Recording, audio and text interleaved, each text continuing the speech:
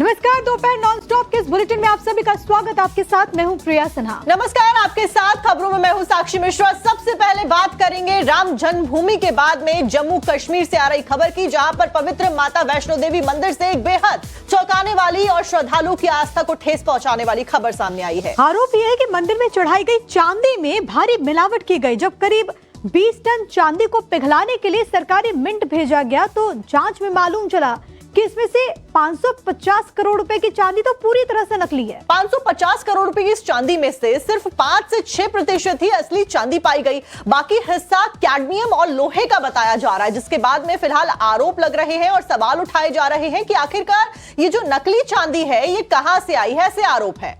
श्री माता वैष्णो देवी के दरबार में चढ़ाई गई 550 करोड़ की नकली चांदी के मामले में जम्मू की अदालत ने पुलिस को रिकॉर्ड कोर्ट में पेश करने के आदेश दिए। बिग ब्रेकिंग आपकी टीवी स्क्रीन पर। तो कोर्ट ने 29 जुलाई को अगली सुनवाई के दौरान जांच अधिकारी को व्यक्तिगत तौर पर पेश होने के आदेश दिए हैं। आपको ये भी बता दें कि माता वैष्णो देवी के दरबार में 20 टन से अधिक चांदी भक्तों द्वारा चढ़ाई गई थी और इसकी बाजार में कीमत 550 करोड़ के आसपास बैठती है। अब आशंका ये है कि श्रद्धालु की तरफ से मां के दरबार में चढ़ाई गई चांदी में मिलावट कर दी गई या फिर अदला बदली की गई है। इसमें से क्या कुछ सच है?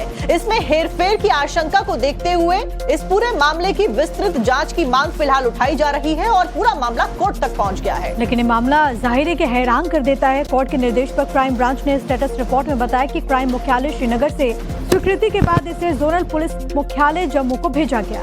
अब इस पर याचिकाकर्ता ने आपत्ति भी जताई है। याचिकाकर्ता ने ये आपत्ति जताई है कि दलील दी गई थी और उसके बाद आर्थिक अपराध शाखा जम्मू का अपना पुलिस थाना है और उसे शिकायत पर कार्रवाई करनी चाहिए थी। अब याचिकाकर्ता ये कह रहे हैं कि इतने महीने हो गए शिकायत किए हुए, अभी तक कार्रवाई क्यों नहीं की गई है उचित। माता वैष्णो देवी के मंदिर में नकली चांदी के चढ़ाने के आरोपों का आखिरकार सच क्या है, इसका खुलासा तो पूरी जांच के बाद ही पता चलेगा। लेकिन जाहिर है कि ऐसी खबरें माता के दरबार में पहुंचने वाले तमाम श्रद्धालु जो कि वहां पर भेंट देते हैं, वहां पर चढ़ावा चढ़ाते हैं, ये उनके भावनाओं के साथ एक तरीके से आहत है।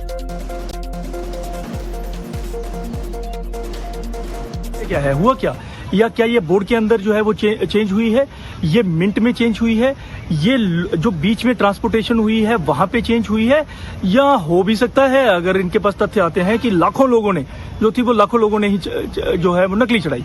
इसलिए जब क्राइम ब्रांच में गए तो क्राइम ब्रांच ने लंबे समय पर इसके ऊपर कोई विशेष कार्रवाई नहीं की। मजबूरन मुझे कोर्ट आना पड़ा। कोर्ट ने क्राइम ब्रांच से स्टेटस रिपोर्ट मांगा। स्टेटस रिपोर्ट में क्राइम ब्रांच ये कहता है कि हमें इनकी शिकायत तो मिली और हमने अप्रूवल भी ले लिया और अप्रूवल के बाद हमने किसी और एजेंसी को इसको दे दिया।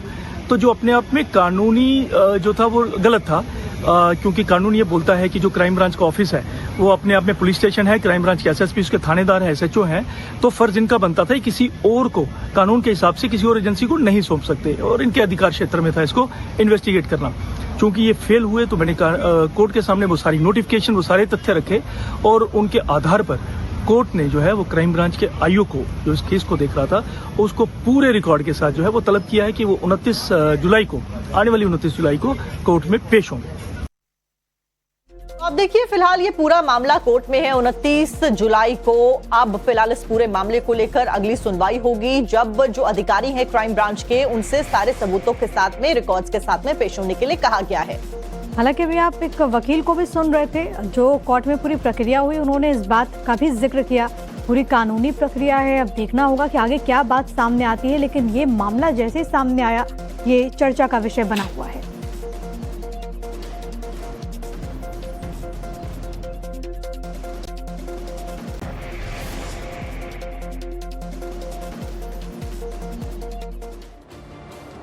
और आइए आपको आखिर कैसे हुई ये गड़बड़ी और चांदी में मिलावट की शिकायत कैसे आई ये समझा देते हैं। और उसके बाद में आखिरकार अब क्या कुछ हो रहा है, वैष्णो देवी मंदिर में आस्था के साथ में कैसे खिलवाड़ के आरोप लग रहे हैं, उस पर एक नजर डाल लेते हैं। देखिए, वैष्णो देवी मंदिर में नकली चांदी चढ़ाने का आरोप लगा। ये मामला हैरान कर देता है। चढ़ावे की चांदी में मिलावट की शिकायत सामने आई है और इसी के साथ में 20 टन चांदी में मिलावट के आरोप लग रहे हैं, जिसकी जांच पड़ताल के लिए भेजा गया। नकली चांदी की जो कीमत है यानी कि 20 टन चांदी की, वो लगभग मार्केट में 550 करोड़ रुपए आंकी गई है। इसके अलावा सिर्फ 5 से 6% चांदी मिलने का ही आरोप है इसमें। आपको बताते चले कि बाकी धातु कैडमियम लोहे की बताई जा रही है, ये खुलासा हुआ है। यानी कि जो 20 टन चांदी है उसमें से 5 से 6% ही जो चांदी है वो रियल चांदी है, बाकी सब कैडमियम और लोहा है। 9 मई 2026 को पूरे मामले की शिकायत दर्ज करवाई गई थी और उसके बाद में अदालत ने अब जांच अधिकारी को तलब किया है और रिपोर्ट्स के साथ में उसको बुलाया है। 29 जुलाई को रिकॉर्ड सहित पेश होना होगा, ये अदालत की तरफ से कहा गया। अब देखना होगा कि 29 जुलाई को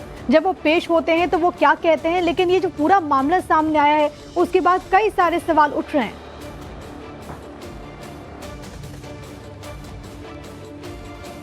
दरअसल इस पूरे मामले ने तूल तब पकड़ा जब एडवोकेट दीपक शर्मा ने मामले को उठाया। एडवोकेट ने कहा कि ये मानना कठिन है कि लाखों श्रद्धालु देश के अलग अलग हिस्सों से अलग अलग समय पर खरीदी गई चांदी को दरबार में चढ़ाएं और वो सभी नकली निकल आए। इसीलिए उन्होंने पूरे मामले की निष्पक्ष जांच की मांग करते हुए क्राइम ब्रांच में शिकायत दर्ज कराई। श्राइन बोर्ड जो है, श्री माता वैष्णो देवी श्राइन बोर्ड, इन्होंने श्रद्धालुओं द्वारा चढ़ाई गई जो चांदी थी, लगभग 20 टन चांदी जो थी, इन्होंने सरकारी मिंट में जो था उसको पिघलाकर फर्दर प्रोसेसिंग के लिए जो था वो वहाँ पे भेजा। और ये कहा गया कि जो 20 टन चांदी जिसकी कीमत बाजार में लगभग 550 करोड़ थी, उसमें से सिर्फ 20 से 30 करोड़ की चांदी ही जो थी वो असली थी, बाकी सारी की सारी जो थी, ये कहा गया कि वो सारी जो है श्रद्धालुओं ने नकली चढ़ाई। तो ये अपने आप में मेरे लिए समझना और इसको मानना बहुत मुश्किल था कि ये कैसे संभव है कि लाखों लोग अलग अलग जगहों से उठ के आते हैं, कोई दिल्ली से आ रहा है, कोई मेरठ से, कोई पुणे, बेंगलोर, ऐसे स्थानों से आते हैं, अलग अलग जगहों से आकर वो अलग अलग दुकानों से ये सारा खरीदते हैं। किसी एक व्यक्ति ने अगर 20 टन चढ़ाई होती तो ये मानना समझना इतना मुश्किल नहीं था कि हो सकता है उसके साथ धोखाधड़ी हो। लेकिन इतने सारे अलग अलग लोगों ने जो है अलग अलग स्थानों से खरीद कर जो थी वो माता वैष्णो देवी को चढ़ाई, उसके चरणों में, उस महामाई के चरणों में चढ़ाई, और उन सब का जो था चांदी जो है वो नकली निकला। तो चूंकि ये अपने आप में बड़े प्रश्न खड़े करता था।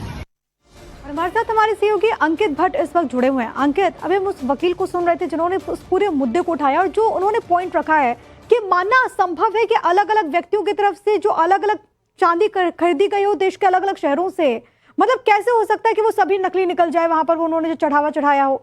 मतलब ये तो पॉइंट्स है ना। अब ये जो पूरा मामला सामने आया है उसके बाद जांच कैसे आगे बढ़ेगी, सवाल ये है कि मिलावट का सच क्या है। देखिए, क्राइम ब्रांच को 29 तारीख को कोर्ट के सामने पूरे तथ्य के साथ कोर्ट के सामने पेश होना होगा।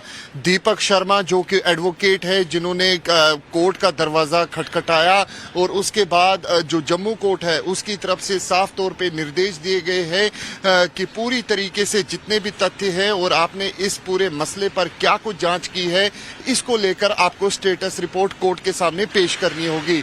लेकिन श्राइन बोर्ड की तरफ से 20 टन जो चांदी है वो सरकारी टकसाल में भेजा जाता है ताकि इस पूरे सिल्वर को ऑडिट किया जा सके, मेल्ट किया जा सके। और आशंका ये जताई जा रही थी कि तकरीबन 500 से ज़्यादा करोड़ का ये पूरा 20 टन का चांदी है।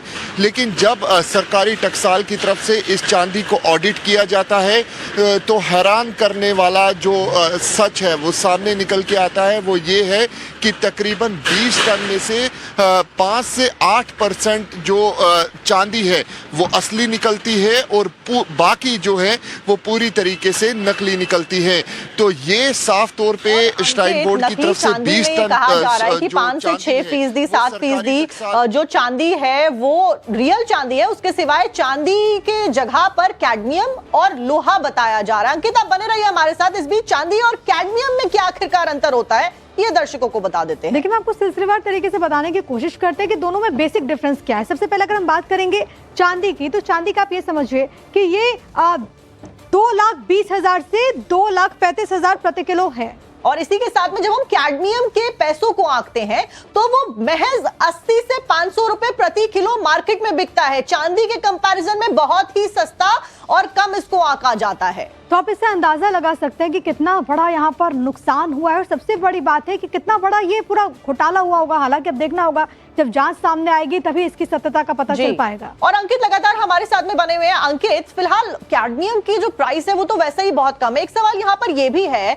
जो जनता के जहन में अब फिलहाल इन आरोपों के आने के बाद में उठ रहा है, वो ये कि आखिरकार जब हम जाते हैं वैष्णो देवी तो वहां पर कई सारी दुकानें पड़ती हैं जहां से नॉर्मल जो चांदी के सिक्के होते हैं, जो चांदी की वस्तुएं होती हैं, जो चांदी कहकर बेची जाती हैं श्रद्धालुओं को, वो श्रद्धालु खरीदते हैं और उसे चढ़ा देते हैं। क्या ये वो चांदी है? और जो चांदी 20 टन दी गई है उसमें कितने सिक्कों की संख्या थी, उसको लेकर क्या जानकारी है? जो ज्वेलरी चढ़ी है उसको लेकर क्या जानकारी है? जो डिटेल्स हैं वो क्या सामने आई हैं अब तक 20 टन चांदी को लेकर? देखिए, इसमें दो पहलू है। एक है श्राइन बोर्ड का पहलू, दूसरा है जो ये चढ़ावा है जो भक्तों की तरफ से चढ़ाया जाता है वो पहलू। सबसे पहले हम भक्तों वाले पहलू पे आते हैं। दरअसल श्राइन अगर कटरा में हम आते हैं तो कई जगहों पे दुकानें हैं, वहाँ पे माता का चढ़ावा, चाहे वो ऐसी जो ज्वेलरी है, जो ऐसी चांदी जैसी दिखने वाले आइटम्स हैं, वो यहाँ पर जो भक्त है माता का छत्र वो पूरी तरीके से चांदी के जैसे दिखने वाला है, वो वहाँ पर चढ़ाते हैं। तो क्या ये कहकर दुकानदारों ने श्रद्धालुओं को बेचा कि ये चांदी है या फिर नहीं?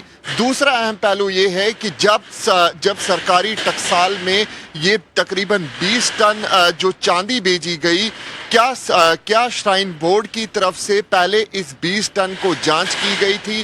क्या ये 20 टन पूरी तरीके से चांदी थी सवाल है, कि जांच नहीं? के बाद ही ये दो तमाम जो स्पष्टता है वो उसको लेकर के आ जाएगी। लेकिन ये जो पूरा मामला सामने आया है वो जरूर आस्था के साथ खिलवाड़ का लगता है। बहुत धन्यवाद आपका अंकित, तमाम बातचीत और जानकारी हम तक पहुंचाने के लिए। नजर बना के रखिएगा, आपसे आगे भी